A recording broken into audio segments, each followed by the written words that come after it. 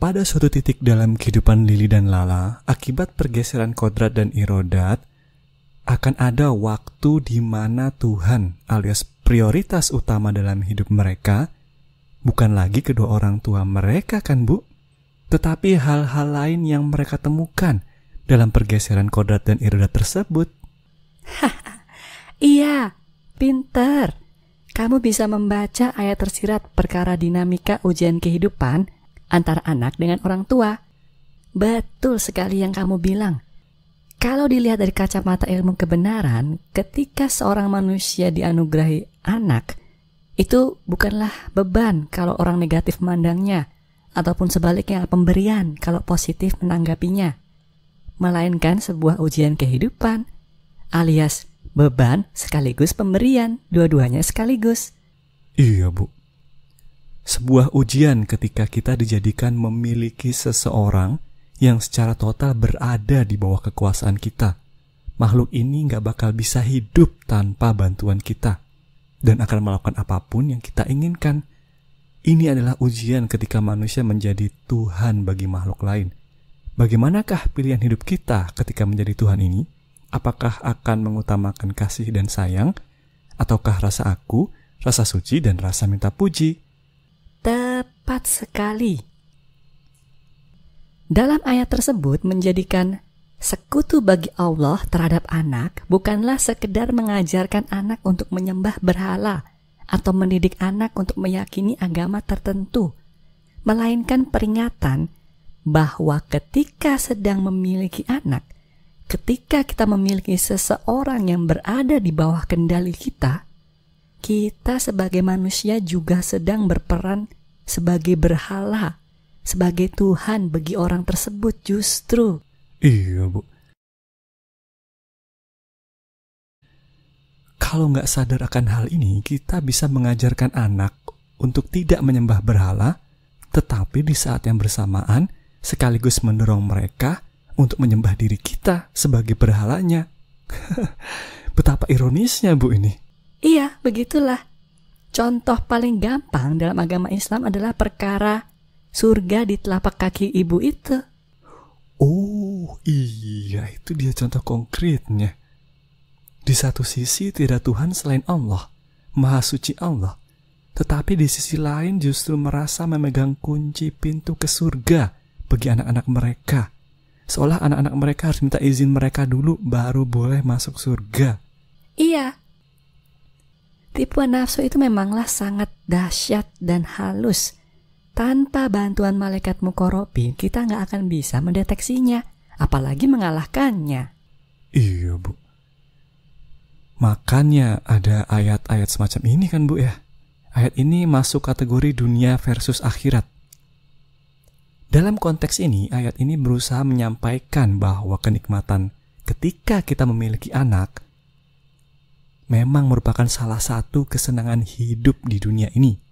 Tetapi janganlah lupa ada kehidupan akhirat yang berbeda dari itu. Betul. Segala macam kesenangan hidup di dunia, atau kalau pakai istilah kebenaran, kedudukan di hadapan sama manusia merupakan ujian sebenarnya. Sarana dalam rangka mengajari fitrah manusia agar bisa tumbuh menjadi pemimpin bagi alam semesta, agar kita bisa mengalahkan nafsu. Termasuk ketika kita menjadi prioritas utama bagi anak kita, termasuk ketika kita berperan sebagai Tuhan mereka tersebut. Iya Bu. Karena semua itu sebenarnya merupakan sarana untuk tumbuh dan berkembang bagi fitrah, maka segala macam hal tersebut, termasuk yang disebutkan di ayat ini, bisa dengan mudah lepas dari tangan kita juga. Bisa diambil kembali oleh Yang Maha Kuasa kapan aja. Hal ini tersirat dalam kalimat, di sisi Allah lah tempat kembali yang baik. Iya, betul. Kalimat tersebut bukan cuma berbicara mengenai dunia dan akhirat, bukan cuma mengacu pada kehidupan dan kematian, melainkan juga kenyataan bahwa semua kenikmatan tersebut bisa hilang kapan saja dalam kehidupan manusia, bukan cuma setelah kita mati. Contohnya ya kasus orang tua dan anak yang kamu sebutkan tadi. diambil kembali oleh Yang Maha Kuasa dalam kasus ini adalah ketika kecintaan atau penyembahan seorang anak kepada orang tuanya berhenti. Ketika anaknya mulai berpikir dan memiliki keinginan sendiri dalam kehidupannya yang berbeda dengan keinginan orang tuanya. Pada titik ini, orang tua sejatinya diberikan pilihan bagaimana akan menghadapinya. Apakah akan menggunakan sifat dasar fitrah, kasih dan sayang, dengan mengikhlaskan berhentinya pemujaan tersebut, melepaskan penyembahan dari anak-anak mereka tersebut, ataukah sebaliknya, justru menggunakan nafsu rasa aku dan melakukan berbagai macam cara agar bisa tetap dipuja dan dibutuhkan. Pilihan hidup ini menentukan apakah irodat mereka selama ini bertahun-tahun memberi makan anak, melindungi, mendidik dan semacamnya bisa diterima sebagai amalan di hadapan Allah atau tidak. Apakah koin waktu mereka dalam celengan bernama orang tua yang baik bisa ditukar ke dolar atau enggak? Bisa berubah menjadi orang tua yang benar di hadapan Allah atau enggak? Iya, Bu. Oke, bagus. Ini contoh rasa aku dalam sisi orang tua jika nantinya Lily dan Lala mulai tumbuh dewasa dan mulai memiliki keinginan sendiri yang berbeda dari orang tuanya. Kalau contoh rasa aku dari irodat Lily dan Lala apa? Dalam kasus yang tadi, yang dibersihkan dari irodat Lala adalah rasa aku terhadap kodrat internalnya, baik raga, pikir, akal, dan rasa. Karena ketika dia sakit kan semua itu turun angkanya, Bu. Ini dia. Iya, turun semua ya. Meskipun raga yang paling besar. Iya, Bu. Apa akibatnya?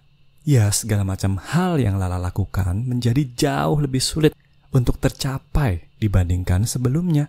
Misalnya, dalam kondisi normal Lala bisa selesai menghasilkan 1 lukisan dalam seminggu. Tetapi sekarang menjadi jauh lebih lama karena badannya selalu lemas, motivasi sangat berkurang.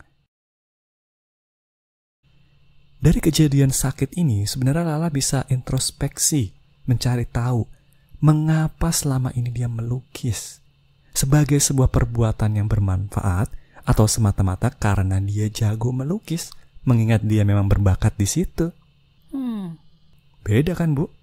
Nilai sebuah irodat yang dilakukan karena melakukannya itu mudah bagi seorang manusia dengan irodat yang tetap saja dilakukan meskipun itu susah dan butuh lebih banyak waktu.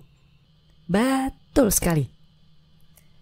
Terdapat perbedaan yang sangat besar antara irodat yang dipilih karena kodrat internalnya besar dengan irodat yang dilakukan meskipun kodrat internalnya kecil. Dengan dihadapkan pada kesulitan ini, dengan menjadi lebih susah bagi Lala untuk melakukan hal-hal yang biasanya mudah, akan terlihat seberapa besar kesadaran dan ketabahan Lala berkenaan dengan hobinya melukis ini. Iya, Bu. Irodatnya bisa lebih kecil tetapi bisa juga lebih besar dari angka sebelumnya ketika dia masih sehat. Betul. Intinya adalah ayat yang tadi, kesenangan hidup di dunia yang bisa diambil kembali oleh Yang Maha Kuasa kapan saja, bukan hanya mengacu pada hal-hal yang material, yang eksternal, seperti harta atau pengikut, melainkan juga meliputi hal-hal yang sifatnya internal, seperti kodrat internalnya Lala ini, keahlian dan bakatnya dalam melukis. Oleh karena itulah, kita semua harus berhati-hati, jangan sampai menjadikan kodrat internal sebagai Tuhan kita, prioritas utama kita. Iya, Bu. Kalau Lily gimana? Kalau Lily dalam kasus ini yang mengalami perubahan paling drastis adalah kodrat eksternal 3K-nya, alias fasilitas yang disediakan oleh kedua orang tuanya. Pertanyaan bagi Lily juga sama sebenarnya, serupa. Mengapa dia setiap hari berlatih dengan bersepeda, skateboard, dan sepatu roda itu? Apa yang akan dia lakukan sekarang ketika bundanya tidak bisa lagi mengantarkan Lily ke taman untuk berlatih? Apa yang akan Lily lakukan sekarang ketika ayahnya tidak bisa lagi membiayai perlengkapan-perlengkapannya yang mahal? Dari sini kita bisa melihat bagaimanakah kesadaran dan ketabahan Lily. Betul, betul. Itu salah satu contohnya. Setelah tidak lagi didukung dengan fasilitas lengkap, apakah Lily bisa mengikhlaskan perubahan drastis ini dan tetap irodat dengan mencari jalan lain dan menyesuaikan diri, atau berhenti sama sekali? Iya, Bu. Pertanyaan selanjutnya adalah, seperti apa sih contohnya ketika Lily dan Lala itu sudah menjadi lebih tipis nafsu rasa akunya terhadap kodrat internal atau kodrat eksternal itu dalam cerita kamu? Waduh, pertanyaan yang sulit ini, Bu, dan jawabannya bisa berbagai macam. Tergantung nafsu rasa aku mereka secara spesifik seperti apa. Gak apa-apa, karang aja salah satu contohnya, Lily atau Lala. Oke, Bu. Saya udah berhasil mengarangnya, Bu. Oke, silakan diceritakan. Saya ambil contoh Lala. Karena sakitnya lumayan parah, Lala jadi sering sekali bolak-balik ke rumah sakit. Hal ini bukan saja menekan mentalnya dan menguras semangatnya, tetapi juga membuat waktu luangnya untuk melukis menjadi sangat berkurang. Seiring dengan waktu, akibat waktu luangnya menipis, akibat stresnya meningkat, ditekan keadaan, Lala menyadari bahwa melukis itu bukanlah sekedar hobi yang dikenalkan ibunya ketika kecil. Melukis itu memberikannya kekuatan justru. Ketika melukis, dia bisa melupakan berbagai macam kekhawatiran yang mendera pikirannya setiap kali melihat wajah khawatir bunda dan ayahnya. Oleh karena itulah, meskipun hanya sebentar, Lala selalu berusaha meluangkan waktunya untuk melukis. Jika situasinya tidak memungkinkan, bermodalkan kertas dan pensil, Lala mengisi waktunya dengan menggambar sketsa di rumah sakit, menggunakan para dokter, suster, dan pasien lainnya sebagai model. Ketika sedang terjebak macet di jalan, Lala menggambar kendaraan dan pemandangan yang bisa ia lihat dari jendela di tabletnya. Pokoknya, kapanpun sempat, ia akan menggambar atau melukis. Karena bagi Lala, berkarya itu memberikannya ketenangan batin. Karena setiap kali ia menunjukkan hasilnya kepada sang bunda, ia bisa mengubah kerutan di wajahnya menjadi senyuman. Ya, bisa. Poin sadarnya adalah Lala memahami bahwa melukis itu kebutuhan dirinya sendiri, bermanfaat secara lahir dan batin. Di saat bersamaan, ia juga sadar akan manfaatnya bagi sang bunda. Sedangkan poin tabahnya adalah Lala tidak membiarkan stres dan waktu luang yang sempit akibat sakit menghentikannya untuk terus menggambar dan melukis, gitu ya? Iya, Bu. Terus contoh sabarnya di mana? Pelepasan nafsu rasa akunya dalam kasus ini. Sabarnya adalah kenyataan bahwa Lala tidak begitu peduli apakah ia membuat lukisan yang cukup bagus atau enggak. Sebelumnya, ia adalah seseorang yang perfeksionis. Lala tidak akan memperlihatkan hasil karyanya kepada siapapun jika menurutnya hasilnya kurang bagus. Sebelumnya Lala tidak akan mau membuat sketsa hanya dengan pensil dan kertas, apalagi menggunakan tablet dalam mobil. Semua persiapan, perlengkapan, dan hasilnya harus sempurna. Setelah sakit ini, setelah menyadari apa manfaat melukis bagi dirinya sendiri dan bundanya, Lala memutuskan untuk lebih fokus pada proses berkaryanya daripada hasil karyanya, Bu. Bagus. Betul, itu salah satu contoh pelepasan nafsu. Jika rasa aku Lala memang terpusat pada kesempurnaan hasil karyanya. Sip.